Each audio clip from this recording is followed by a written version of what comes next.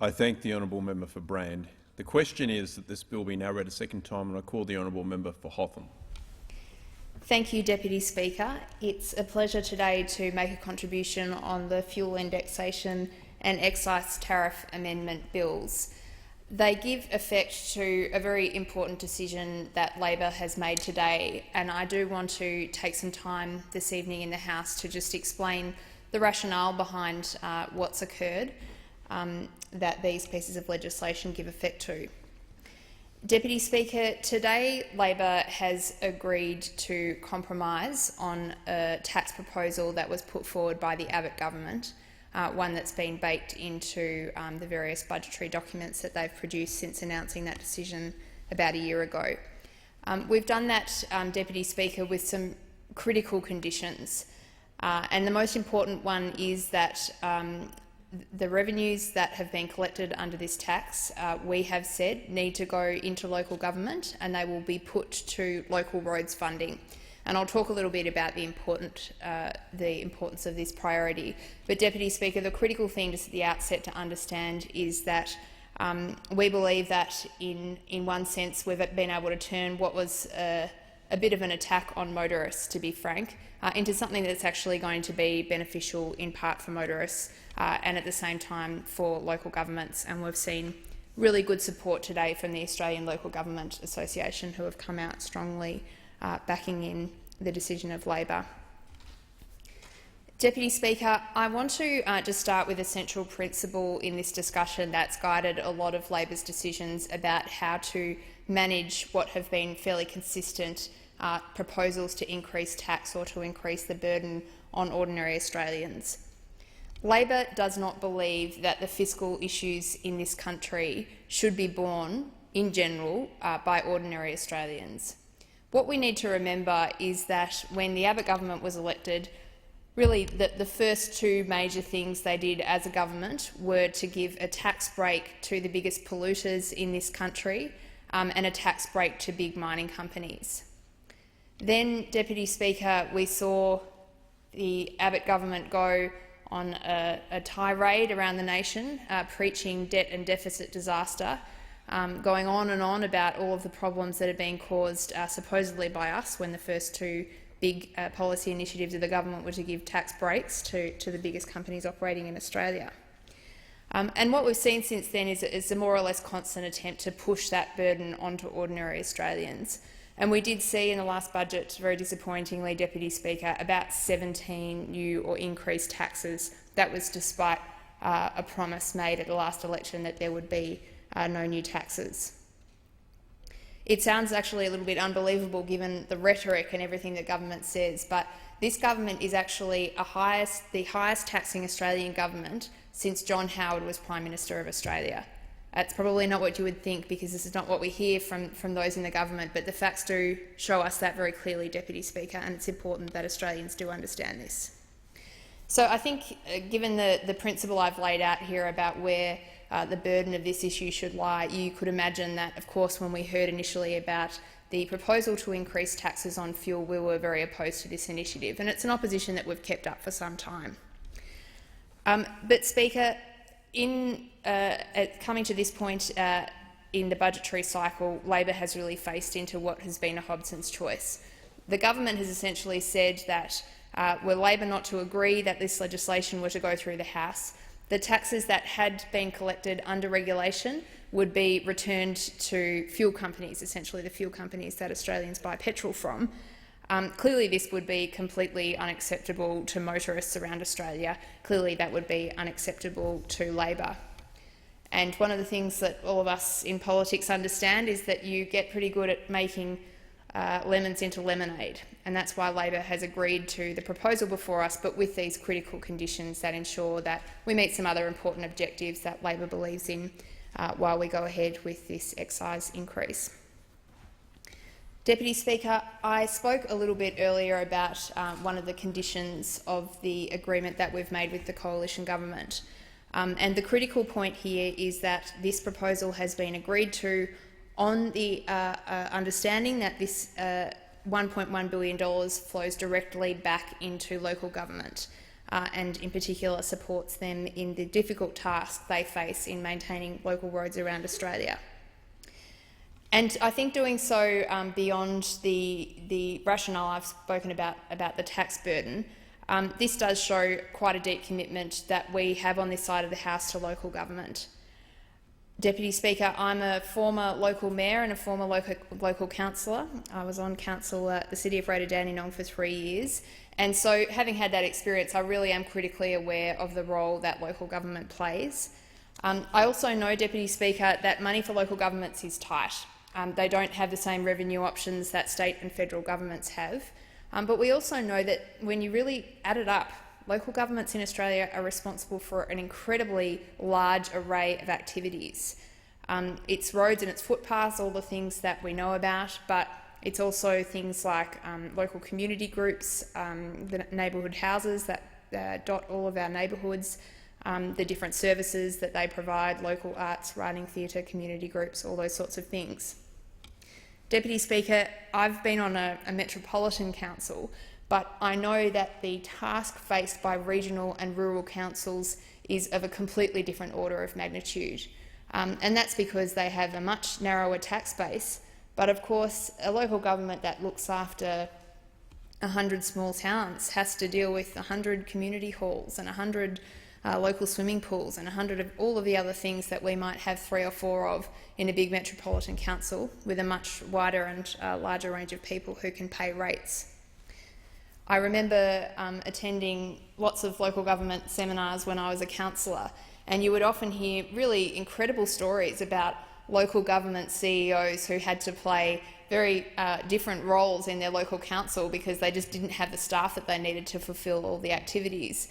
One that sticks in my mind is a local government CEO who had to, on his way home, go and shut some critical gates in the community that shut off community facilities at the end of each night. And despite the very hard-working CEOs we had at the City of Greater Dandenong, you wouldn't see a task like that on their list. So we know that these councils are managing regional facilities on a shoestring, and in addition to that, these rural councils are often servicing areas of really significant need. We know in rural and regional Australia there's a higher incidence of poverty than we see in many of our big cities. We know that the average age of the population outside of the cities is higher than in the cities, and so you see why it's just that we see these small councils, lots of different facilities, and also communities that need quite a lot of care. Deputy Speaker, this issue facing local government and the funding gap really between the funding that they're able to raise themselves and the various responsibilities they have is particularly stark when we look at the specific issue of roads. There are 670,000 kilometres of roads that are run and monitored by local governments around Australia. That's about 760 times the difference between Melbourne and Sydney, if that brings it into a kind of more tangible magnitude. We know that 75% of all of the roads in Australia by length are monitored and managed by local government. And one of the recent reports on the state of roads in rural and regional Australia found that there's actually 11% of all roads that are in poor or very poor condition. That's an Australian Local Government Association survey. So we can see that, again, local government's got this really significant responsibility, and it's one that it's just not able to keep up with this kind of infrastructure backlog. Now, Deputy Speaker, we're all playing the bipartisanship game today, but I do want to mention that I think it's important to note that local governments have not been assisted by various decisions that have been made by the government since they came to power. What we've seen is, as with other areas of office, they talk a very big game about local government, but when we look at the numbers, what we find is that there have been massive reductions to funding for local governments through the form of cuts to financial assistance grants. And, Deputy Speaker, those have affected councils all over the country. Even thinking about my area in Hotham, the City of Glen Eira has had financial assistance grants that were promised to the council ripped away when this government was elected, and we do see that it's reflected right across the country. So I think in even just the first year of office, the Prime Minister cut $925 million away from communities through cuts to local government. I'd just say, Deputy Speaker, with all of the things that I've discussed in terms of the big responsibilities of local government, that was really the last thing that they needed. And although, again, we hear big talk about roads and the importance of infrastructure investment in this country, cutting $1 billion away from local governments was not going to get us any closer to managing the infrastructure backlog faced by our local councils. Deputy Speaker, I want to speak a little bit about Labor's approach to infrastructure, and that's again very much guided the compromise that we've reached with the coalition in ensuring that the additional funding that's raised goes into local government. I think that all of us on this side of the House do speak pretty frequently about our commitment to public transport. That's a very real and very serious commitment. You saw that under the Rudd and Gillard governments, those two governments spent more on public transport investment than every other Australian government since Federation put together. This is really important because the money that's being put forward here in this legislation is not going to go to public transport, and I just want to make it clear that we understand that. It's certainly not reflective of stepping away from a commitment to public transport. We're fiercely in favour of that, and I say that particularly as a Victorian. We saw in the last state election a bit of a referendum on the East-West link, as the Prime Minister called it. And what we saw was the people of Victoria being very clear that instead of a big road that very few people in the Victorian community actually wanted, that the Victorians wanted investment in public transport infrastructure, and Labor is very keen to try to help them do that. I think that we saw some really important other reforms to infrastructure under the former government, which I do want to highlight while I have the floor this evening. One of the really important things that Labor did was put infrastructure right at the top of the kind of national priority list. And we saw under the incredible work of the member for Greenblatt in the time that he was Infrastructure Minister, Australia moved from one of the lowest spending countries in the OECD to actually the highest spending country on infrastructure in all of the OECD.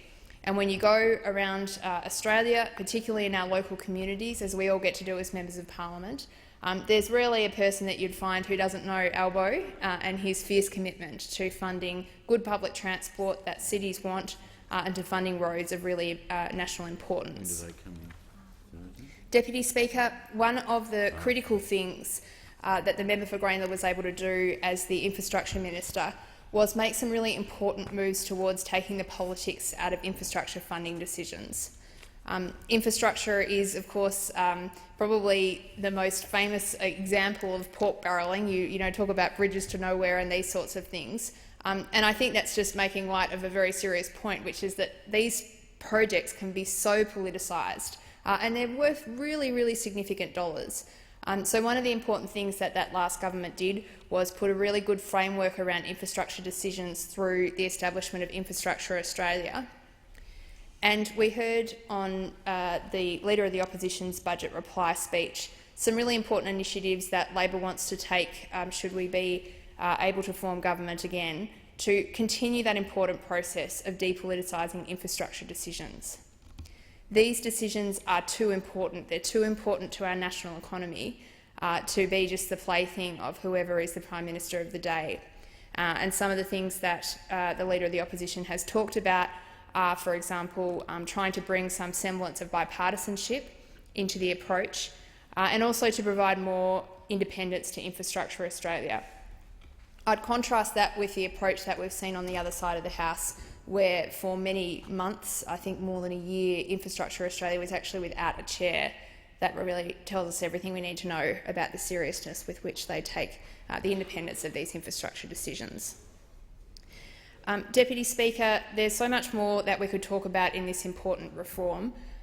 We haven't talked about the employment implications of the decision that Labor's made, and that is key because this is about $1.1 billion flowing right into local communities and building construction projects that are of local need. But Deputy Speaker, let me just say that Labor has, I think, made what was a really significant impost on Australian motorists into something that we see will benefit them, benefit local communities, and benefit local governments. And I'm very pleased today to support the legislation before the House.